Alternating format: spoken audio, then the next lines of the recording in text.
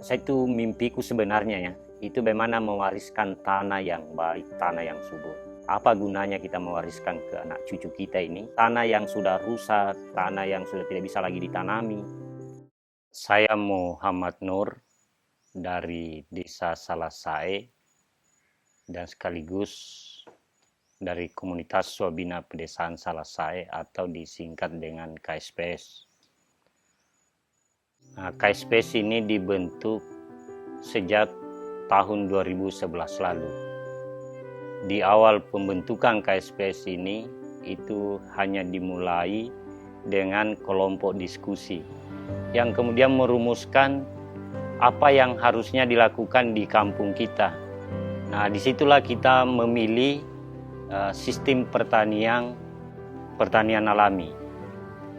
Tahun 2011 kita mulai merintis, merencanakan bagaimana pertanian yang baik.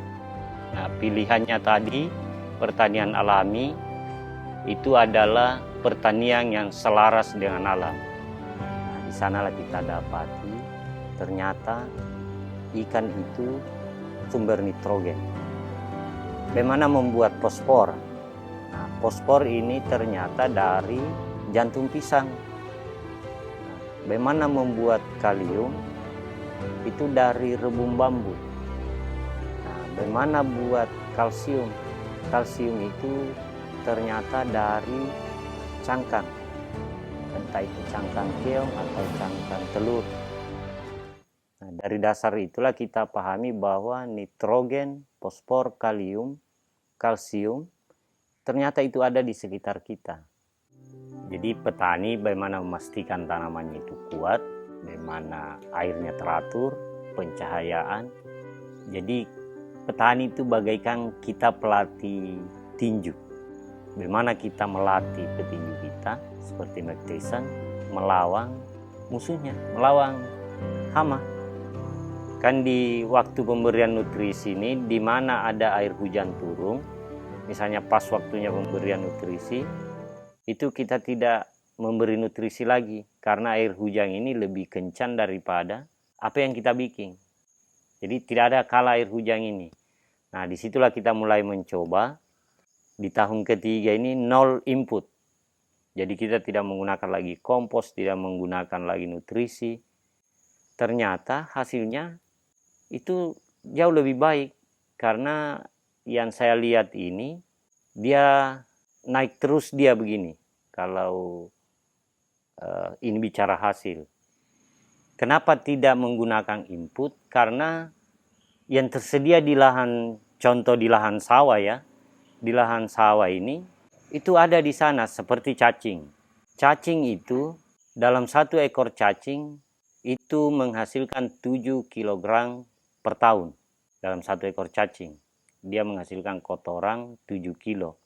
Nah, kotoran cacing ini itu kandungannya lengkap dia, nitrogen, fosfor, dan kalium. Jadi yang paling tinggi yang pernah kita uji waktu panen raya ini itu 9,5 ton per hektarnya. Kalau beras, ini bicara beras ya, soal harga ini kalau beras alami itu 15.000 per kilo kalau beras putih. Kalau beras merah antara 20 sampai 25.000 per kilo. Kalau dihitung secara ekonomi itu di atas 2 kali lipat dibanding dengan pertanian konvensional. Jadi yang mendasar ini kenapa saya beralih ke pertanian alami? Karena kita pahami bahwa pertanian kimia ini banyak dampaknya.